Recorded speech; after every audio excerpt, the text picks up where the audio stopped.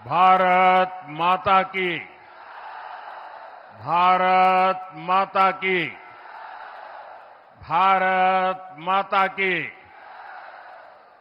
विषहरा माता की, मां उग्रतारा स्थान, बाबा सिंहेश्वर स्थान, महादेव और बाबा कारू खिरहरी स्थान के यही पावन धरती पर हम सबके प्रणाम करे छी। आहा सबक स्नेह आ अपनत्व हमार हृदय के गहराई कोना तक छू गेले। साथियों, बिहार में पहले चरण के मतदान के लिए अब सिर्फ 2 दिन बाकी है।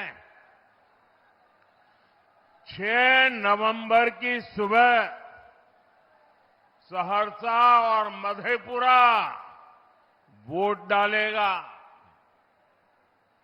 यहां अनेक साथी हैं जो आपके जनप्रतिनिधि के लिए, मैं उनके लिए आपसे आशीर्वाद मांगने आया हूं। और इस चुनाव में बहुत सारे मेरे नौजवान बेटे बेटियां हैं जो पहली बार वोट डालने वाले हैं। मैंने जब जीवन में पहली बार वोट डाला था तो मेरे मन में एक इच्छा थी कि मेरा वोट फेल नहीं जाना चाहिए। हवा का रुख देखूंगा और मेरे वोट से सरकार बने, ऐसा मैंने पहला जब वोट डाला तब सोचा था। और मेरी वो खुशी रही कि मैं सफल हो गया। अब मैं आपको भी कहता हूं, अपना जो पहला वोट डालेंगे ना, वो सरकार बनाने वाला वोट चाहिए। करेंगे? और एनडीए की सरकार बनने वाली है। आपका वोट एनडीए की सरकार को मजबूती देने वाला है। और इसलिए सभी नौजवान बेटे बेटी जो पहली बार वोट डाल रहे हैं, उनको मेरा विशेष आग्रह है कि इस बार आपका वोट एनडीए की सरकार बनाने वाला वोट होना चाहिए। गठबंधन को बहुत बड़ी ताकत देने वाला एनडीए के जो साथी हैं, जो इस चुनाव के मैदान में एकजुट होकर लड़ रहे हैं, उनको विजयी बनाना है। और दूसरी तरफ जो जंगल राज वाले हैं, उनको ऐसा पराजय देना है, ऐसा पराजय देना है कि वो बिहार का कभी बुरा सोच भी न सके। आपका वोट विकसित बिहार के लिए होना चाहिए। साथियों, मैं देख रहा हूं ये पंडाल तो मेरी नजर पहुंचे उससे भी बड़ा बना दिया, लेकिन पंडाल के बाहर इससे भी डबल लोग मैं देख रहा हूं।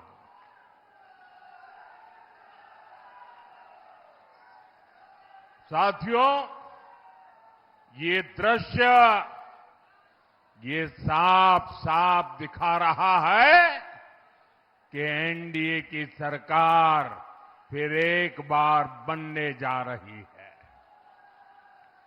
विकास की राह और मजबूत होने वाली है। नौजवानों के सपने पूरे होने वाले हैं। माताओं बहनों की सुरक्षा की गारंटी पक्की हो रही है। भाइयों बहनों, साथियों, बिहार का युवा बिहार में काम करे, बिहार का युवा बिहार का नाम करे, ये हमारा संकल्प है। ये काम एनडीए को दिया आपका एक वोट करने वाला है, आपके वोट की वो ताकत है।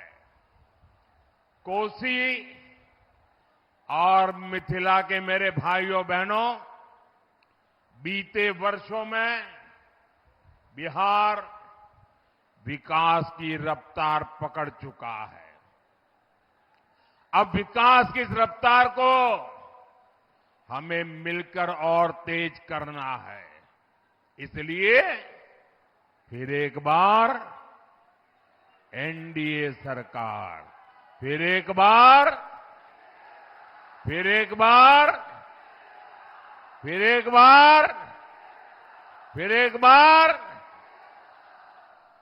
बिहार में फिर से सुशासन सरकार। साथियों, बिहार की पहचान ज्ञान से भी है और नारी सम्मान से भी है। बिहार हमेशा से ही नारी शक्ति का सशक्त स्थान रहा है। माता सीता हो, देवी भारती हो, विदुषी गार्गी हो, ऐसे अनगिनत महिलाएं, माताएं हमारी प्रेरणाएं हैं। साथियों, नारी सशक्तिकरण की इस प्रेरक भूमि से मैं आज पूरे देश को महिला क्रिकेट विश्व कप की विजय पर बहुत बहुत बधाई देता हूं। कल मुंबई में भारत की बेटियों ने इतिहास रच दिया है। भारत ने पहली बार महिला क्रिकेट विश्व कप जीता है। पूरे 25 साल बाद दुनिया को नया विश्व विजेता मिला है और ये गौरव भारत की बेटियों ने पूरे देश को दिया है। आइए जोरदार ताली बजा करके हमारी इन बेटियों का हम सम्मान करें, उनका गौरव करें। साथियों, ये विजय सिर्फ खेल के मैदान तक ही सीमित नहीं है, ये भारत की बेटियों के नए आत्मविश्वास का भी प्रतीक है। ये छोटे छोटे गांवों से, कस्बों से निकली बेटियां हैं।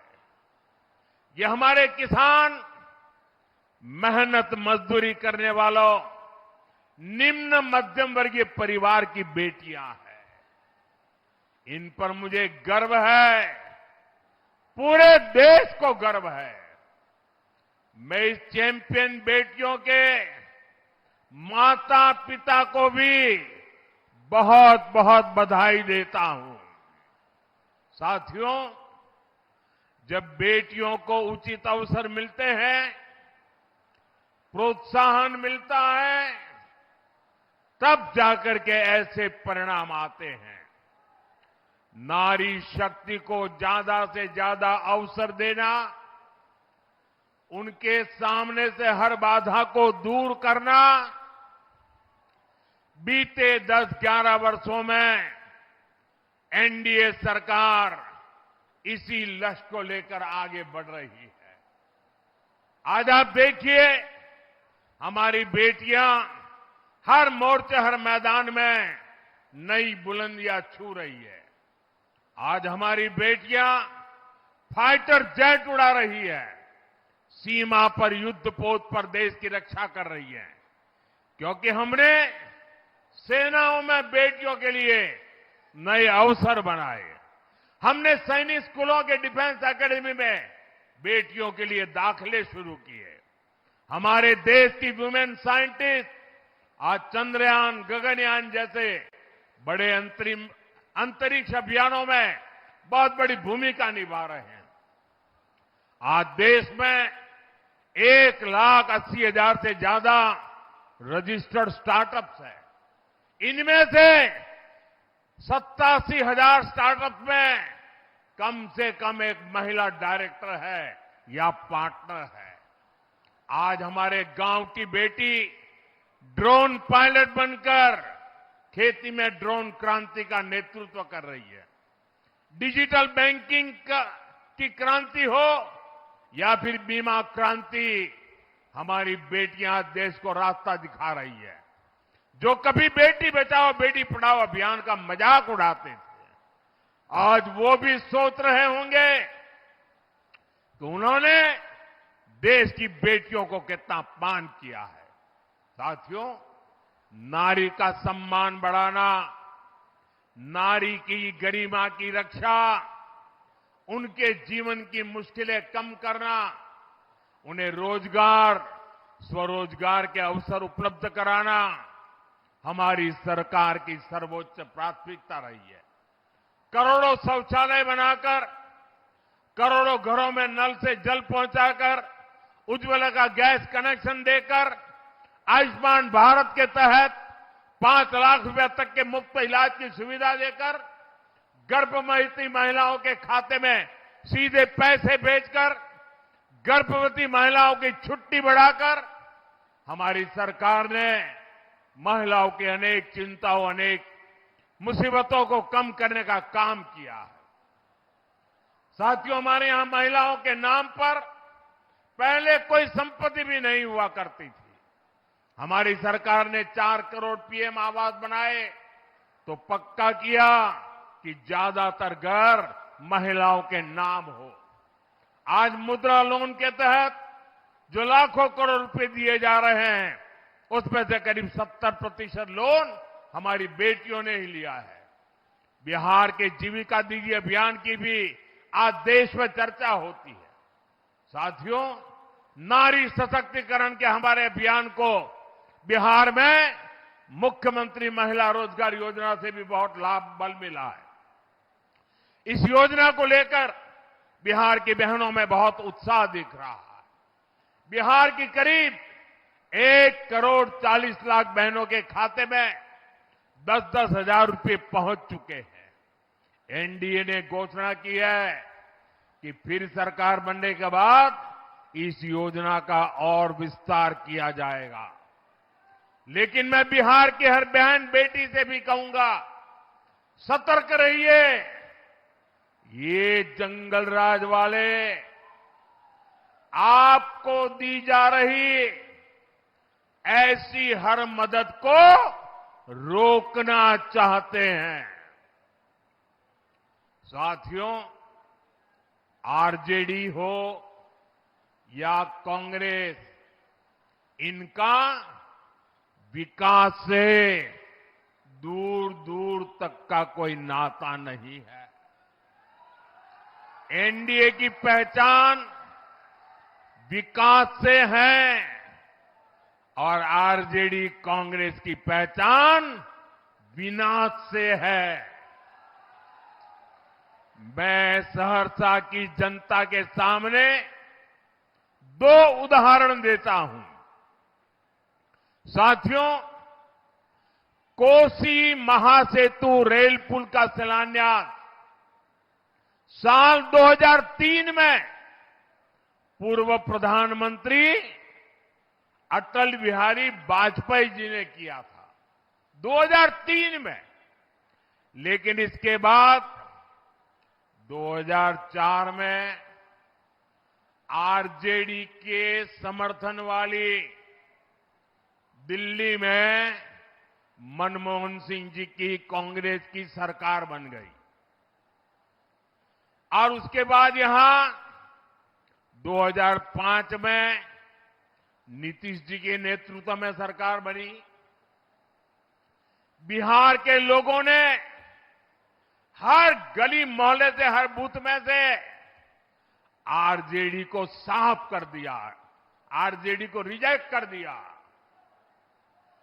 और इसके कारण ये आरजेडी वालों का पारा, उनका अहंकार 7वें आसमान पर पहुंच गया।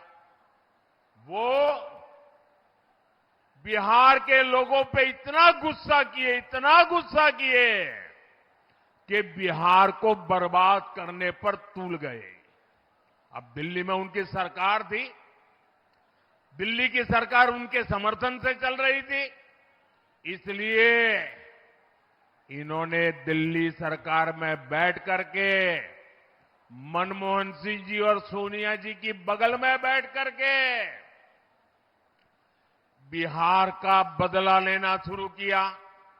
नीतीश बाबू की सरकार का बदला लेना शुरू कर दिया और इन्होंने क्या किया, जितने बिहार के लोगों की भलाई के प्रोजेक्ट थे, ये सारे प्रोजेक्ट पर ताले लगा दिए, बिहार का पैसा रोक दिया।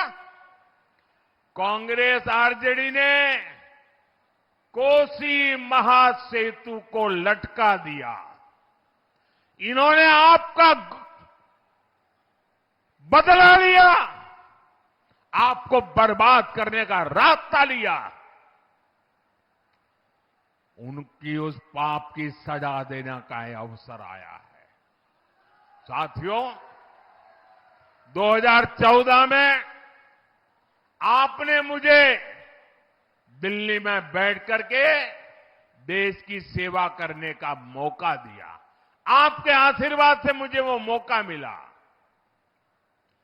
एनडीए की डबल इंजन सरकार बनाई। अब आपने मुझे सेवा का मौका दिया, बदला लेने वालों को वहां से भी हटाया।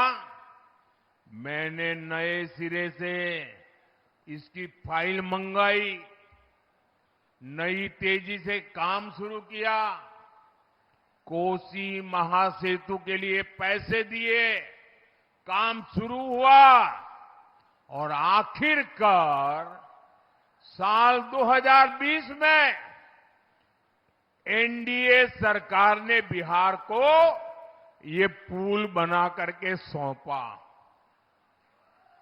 साथियों, आरजेडी कांग्रेस की बदले की राजनीति के कारण सालों तक बिहार के लोगों को भुगतना पड़ा।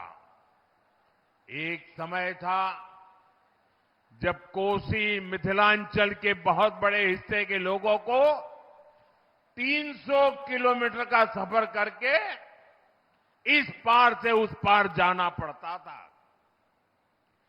आज वही 300 किलोमीटर का सफर 30 किलोमीटर से भी कम रह गया है।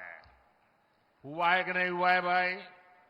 आप जरा बताइए, हुआ है कि नहीं हुआ है? ये काम हमने किया है कि नहीं किया है? ये काम उन्होंने रोका था कि नहीं रोका था? जिन्होंने आपका नुकसान किया उनको सजा होनी चाहिए कि नहीं होनी चाहिए? पूरी ताकत से बताइए, सजा होनी चाहिए कि नहीं होनी चाहिए? इस चुनाव में उनको सजा दोगे? पूरी तरह सजा दोगे? और साथियों, हमने सिर्फ कोसी महासेतु ही बनाया इतना नहीं है। कोसी नदी पर अनेक पुल बन रहे हैं, चौड़ी सड़कें बन रही है। कोसी नदी पर ही देश का सबसे लंबा पुल मधुबनी में बन रहा है। आज यहां वंदे भारत और अमृत भारत जैसी आधुनिक ट्रेनें चल रही हैं। साथियों, दूसरा उदाहरण भी कोसी नदी से जुड़ा है। कोसी में भीषण बाढ़ ने अनेक परिवारों को उजाड़ा है। हमें अपनों को खोना पड़ा है। सहरसा हो, सुपौल हो, मधेपुरा हो या अररिया, हर साल बाढ़ आती थी, खेत बर्बाद हो जाते थे, लेकिन कांग्रेस हो या आरजेडी, इन्होंने सिर्फ वादे किए। ये लोग आपके दुख को कभी समझ ही नहीं पाए। साथियों, एनडीए सरकार ने कोसी की बाढ़ से बचाव के लिए एक के बाद एक कई कदम उठाए हैं। हमने बाढ़ के कहर को रोकने के लिए 11,000 करोड़ रुपए से अधिक की योजनाएं बनाई है। 11,000 करोड़ रुपए। ये पैसा कोसी, बागमती और गंडक नदी बेसिन में बाढ़ नियंत्रण के लिए सुरक्षा कवच बनेगा। यहां तटबंधों को मजबूत करेगा। साथियों, हम एक दूरगामी समाधान पर काम कर रहे हैं। हमारी सरकार कोसी और मेची को जोड़ रही है। ये कोसी मेची लिंक प्रोजेक्ट अब बर्बादी नहीं, समृद्धि लाएगी। इससे 2 लाख हेक्टेयर भूमि को पानी मिलेगा। साथियों, हम सिर्फ पूर्वी कोसी ही नहीं, पश्चिमी कोसी नहर को भी नया जीवन दे रहे हैं। इसे सिंचाई का दायरा बढ़ा रहे हैं। मैं बिहार एनडीए की टीम को भी बधाई देता हूं। एनडीए ने अपने घोषणा पत्र में बाढ़ नियंत्रण के लिए बड़ी योजना घोषित की है। साथियों, कोसी और अन्य नदियों पर जो ये पैसा हम खर्च कर रहे हैं, इससे मछली पालकों को, मखाना किसानों को भी बहुत फायदा होगा। और आप तो देख ही रहे हैं, मछली और मखाना वालों को हमारी सरकार कितनी मदद कर रही है। मखाना के लिए मखाना बोर्ड बनाया गया है। और साथियों, मेरा सपना है कि दुनिया के कोने कोने में मखाना पहुंचे, मखाना किसानों की आमदनी बढ़े। अभी आपने आकर के मुझे अभी मखाना की माला पहनाई ना, आपको गर्व हुआ ना? हुआ कि नहीं हुआ? लेकिन आपको शायद पता नहीं होगा, मैं विदेश में जाता हूं ना, तो दुनिया के इतने बड़े बड़े नेताओं को भी एक डिब्बा भर करके मखाना देता हूं और बड़े गर्व से कहता हूं कि ये है मेरे बिहार के किसानों की कमाई। साथियों, यहां मछली पालकों के हितों को भी हमारी सरकार प्राथमिकता दे रही है। मछली से जुड़े सेक्टर के लिए हमने अलग से मंत्रालय बनाया, अलग बजट दिया। भारत सरकार में पहले कभी मछली के खेती करने वाले, मछली का काम करने वालों के लिए और कोई मंत्रालय ही नहीं था, बजट भी नहीं था, कोई पूछने वाला नहीं था। ये मोदी है जिसने भारत में एक अलग मिनिस्ट्री बनाई ताकि मेरे मछली पालकों की जिंदगी में मैं बदलाव ला सकूं। मछली पालकों के लिए हमारी सरकार ने मत्स्य संपदा स्कीम बनाई।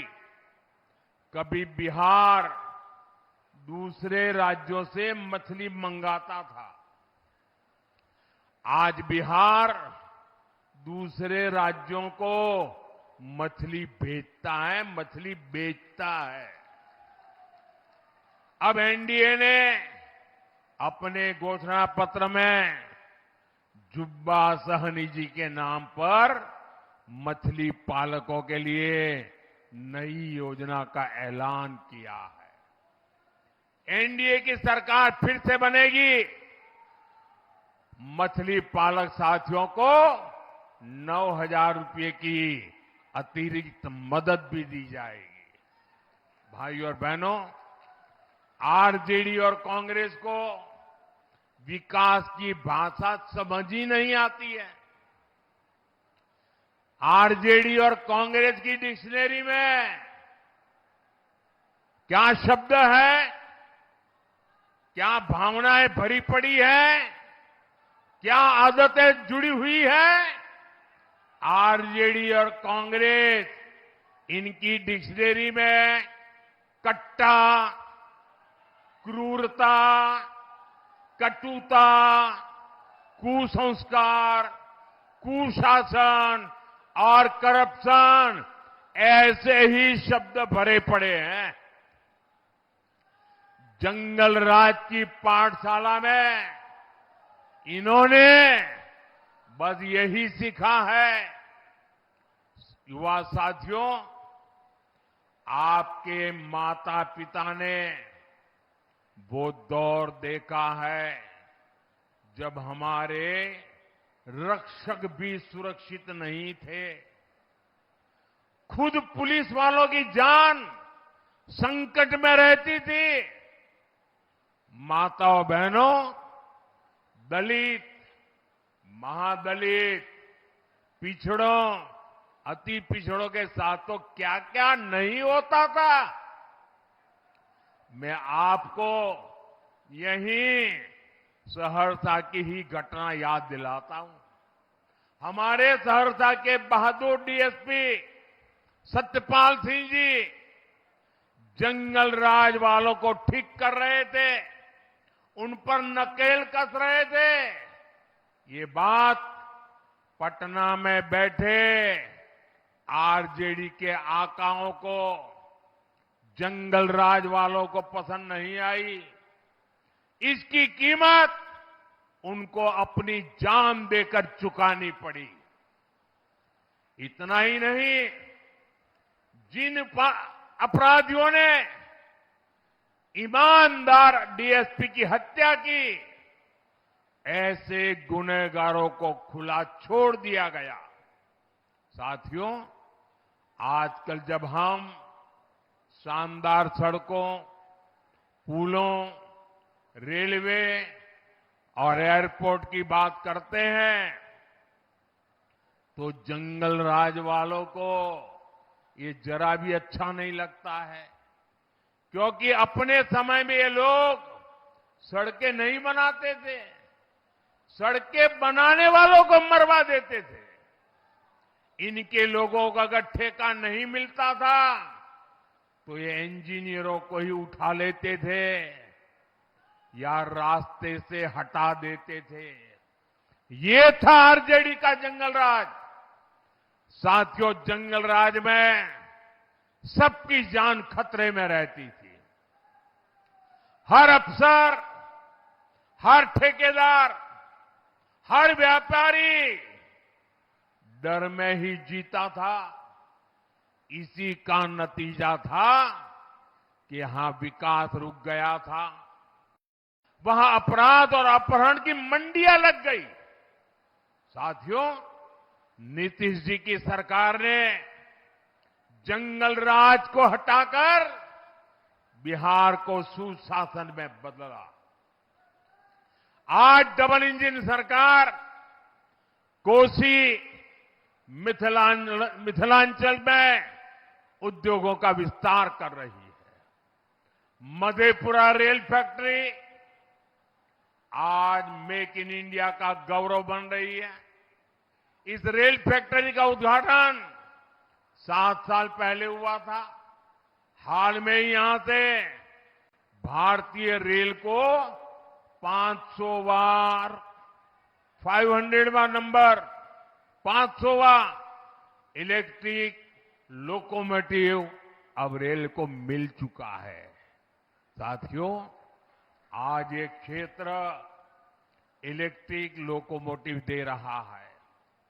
वो दिन दूर नहीं जब बिहार में इलेक्ट्रिक गाड़ियां बनेगी, मोबाइल फोन बनेंगे, मैं आपको विश्वास दिलाता हूं, बिहार मेक इन इंडिया का बहुत बड़ा केंद्र बनकर ही रहेगा। साथियों, कांग्रेस और आरजेडी के जो नामदार है, ये लोग जमीन से भी कटे हुए हैं। ये लोग भांति भांति के सपने भले देखते हो। अब कांग्रेस के नामदार बिहार को ये लोगों को बता रहे हैं कि जब दिल्ली में उनकी सरकार बनेगी, अब देखिए ये देश उनको अब निकाल के रहने वाला है। तब बिहार में नालंदा जैसी यूनिवर्सिटी बनेगी। अब इनको कुछ पता ही नहीं देश कहां चल रहा है। ऐसी यूनिवर्सिटी वो कहते हैं जिसमें विदेशी छात्र पढ़ने आएंगे। साथियों, झूठ बोलने की इनकी आदत बहुत पुरानी है। जब केंद्र में कांग्रेस और आरजेडी की सरकार 10 साल तक थी, ये लोग तब भी यही कहते थे कि नालंदा में विश्वविद्यालय बनाएंगे। केंद्र में 10 साल तक इन लोगों की सरकार रही, लेकिन उन्होंने कोई काम आगे नहीं बढ़ाया।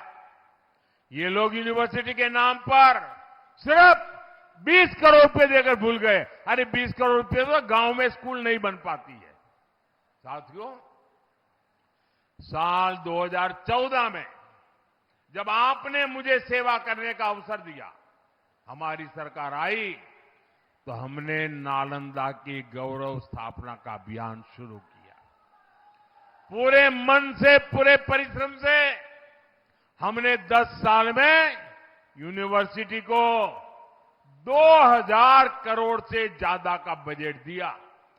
कितना? आंकड़ा याद रहेगा आपको? कितना? 2000 करोड़ रुपया। कितना? जरा पूरी ताकत से बताइए, हाथ रहना चाहिए। कितना?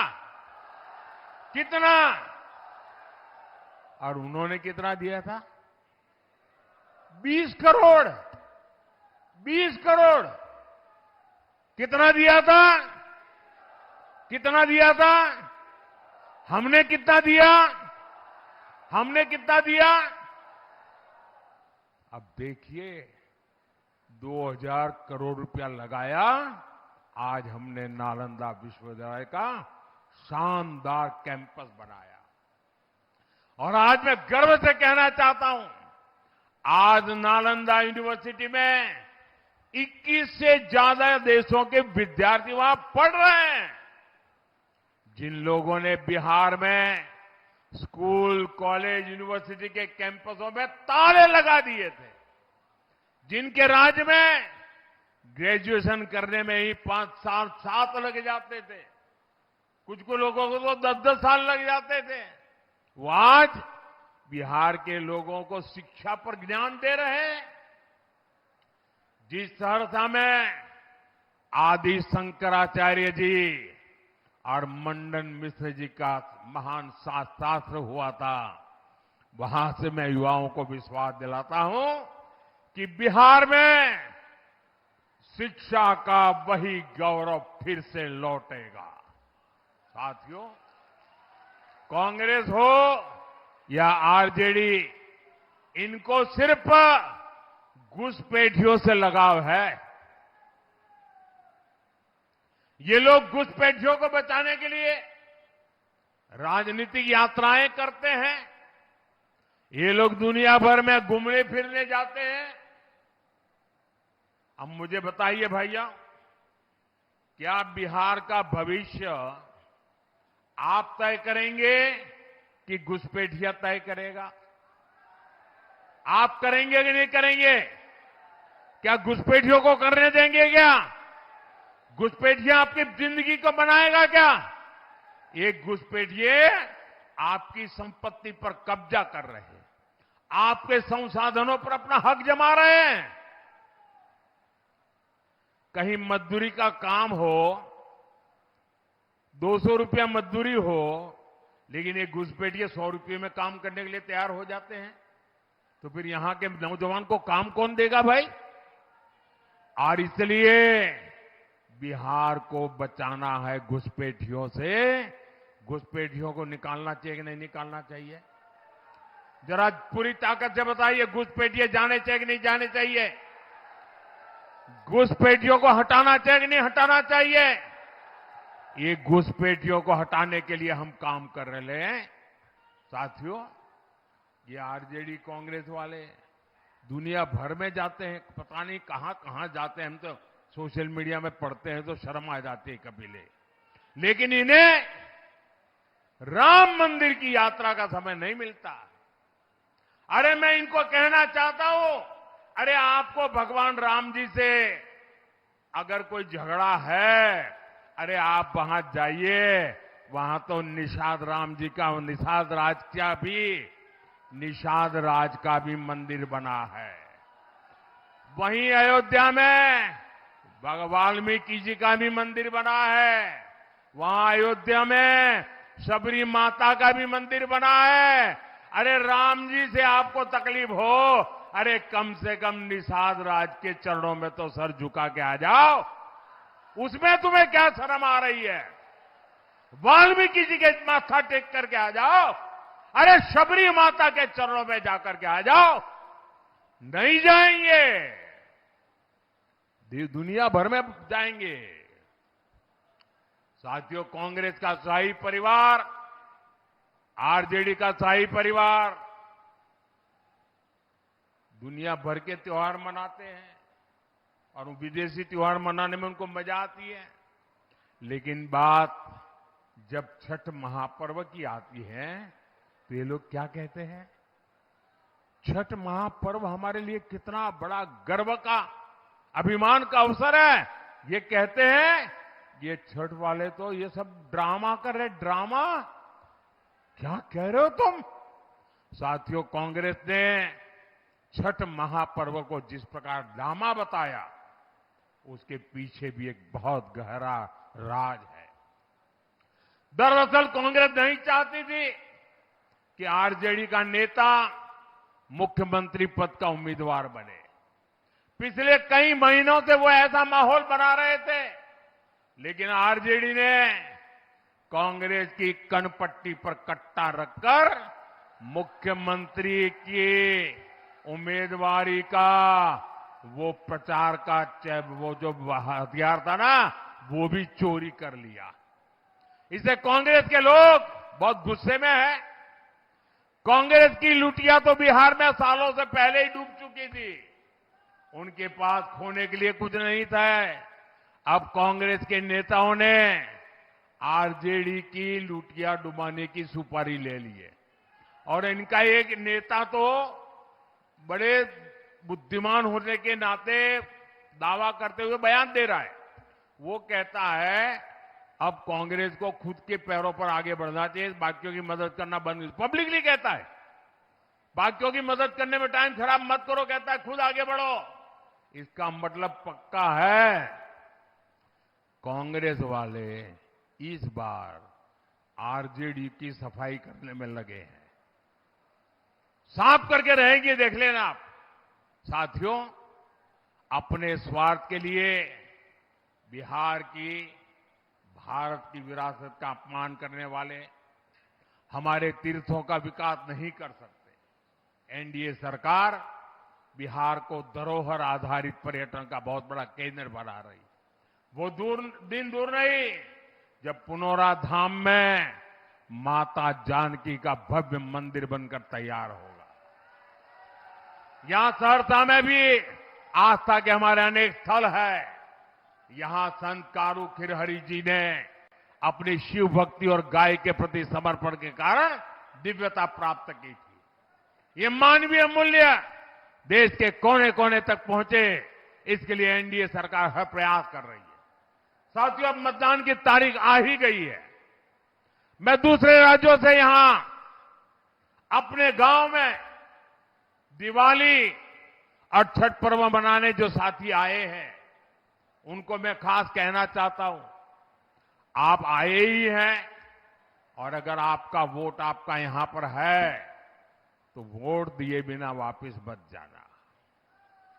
यहां वोट देकर के ही जाना, और हो सके तो सरकार के शपथ समारोह में आकर के ही जाना। आपका वोट विकसित बिहार बनाएगा। याद रखिए, पहले मतदान फिर जलपान, पहले मतदान फिर। एक बार फिर आज इतनी बड़ी संख्या में यहां आने के लिए, हमारे इन सभी उम्मीदवारों को आशीर्वाद देने के लिए मैं जरा हमारे इस चुनाव के उम्मीदवारों को कहूंगा, आगे आ जाइए आप लोग, आगे वहां खड़े हो जाइए। हाँ, वहां खड़े हो जाइए सब लोग। जो भी चुनाव लड़ रहे हैं उनसे मेरा आग्रह है, जरा आगे आ जाइए। थोड़ी जगह कर लीजिए, मैं वहां आकर के आप सबको मिलने वाला हूं। थोड़ी आगे जगह कर दीजिए, मैं आ रहा हूं आपके पास। हाँ, सब खड़े हो जाइए। यहां आप सबके आशीर्वाद मेरे इन सभी साथियों के ऊपर रहे, ताकि बिहार को नई ऊंचाई पर ले जाने का मेरा जो सपना है वो मैं पूरा कर सकूं। मेरे साथ बोलिए, भारत माता की, भारत माता की, भारत माता की। बहुत बहुत धन्यवाद।